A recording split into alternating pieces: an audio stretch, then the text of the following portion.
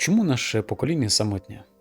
Чому так багато успішних, доглянутих, впевнених, добре заробляючих жінок і чоловіків, в тому числі без пар, без стосунків? Давайте про це поговоримо. Дивіться, є очевидний погляд, і він стосується зрад, образ, недовіри, травматичного досвіду минулого. Це те, що можна і треба вирішувати на терапії. Але є і неочевидний процес, і він глобальний. От про нього зараз і піде мова. Давайте подумаємо, якими були соціальні ролі чоловіка і жінки в нещодавному минулому. Роль жінки була суто функціональною, тобто ти мати, дружина, берегиня, все це. Сиди тут, не рипайся, оце твоє місце, роби, як тобі скажуть, і рота ще закрий, щоб взагалі у тебе все було чікі-пікі. Тобто жінка, по суті, була додатком до життя чоловіка. А роль чоловіка якою була? Головувати, тобто керувати своїм життям і життям своєї жінки. Інколи бити її, якщо вона не дуже слухняна. І ми знаємо, що такі моделі вони досі є. Переважно в регіонах, там де жінки залежні від чоловіків. До речі, в великих містах це теж є досі. А зараз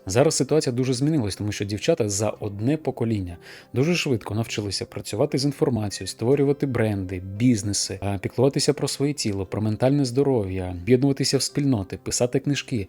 Коротше, ставати самостійними і незалежними. А чоловіки, переважна більшість, залишились ще там своїм світоглядом в минулому. Трошки розуміння. Приблизно з 2000-х років весь світ глобально перейшов в нову епоху. Вона називається інформаційна. Також вона називається постіндустріальна, тобто освіта, культура, економіка, технології. Все це вже тут, вони сучасні і вони розвиваються, вони передові. А от емоційна, психологічна культура там ще застрягла в тому минулому періоді, який називається індустріальним. От в цьому глобально є заковика. Дівчата дуже швидко адаптувалися, почали використовувати просто всі наявні можливості і ресурси. А чоловіки, вони вже не ті годувальники, захисники, що головують і керують тобою з патріархальними замашками, але ще не навчилися бути з тобою партнерами, які разом з тобою розвиваються і росте. Тому ця самотність, яка властива нашому поколінню, десь 30-40 з копійками років, вона відчувається як криза. Але насправді це просто побічний ефект того, що дівчата випередили середовище, в якому знаходяться, і туди десь в космос полетіли собі. І наче ще є відчуття, що можна і є куди розвиватись, але також є відчуття, що нема з ким.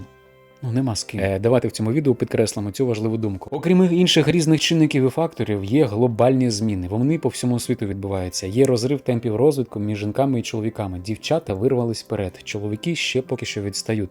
І чоловіки на цьому етапі, вони думають, дивлячись на дівчат, що ці якби корону вдягнули, щоб берега поплутали, їм тільки бабки важливі. А дівчата із сумом дивляться на чоловіків через їхнє небажання емоційно і психологічно рости і розвивати. Що нам всім допоможе? Час. Немає пігулки якоїсь, потрібен час. Років через 5, може 10, з'являться суто нові пари. Нові не за віком, а нові за форматом. Це вже буде не принцип доповнення, коли вона слабка, а він типу сильний, і от вони поєднуються, а за принципом синергії, коли ми разом повноцінні, коли ми розвиваємось і об'єднуємо заради того, щоб спільно створювати щось більше. Кохання в такому форматі – це вже не притулок від самотності, а спільний простір для росту і розвитку.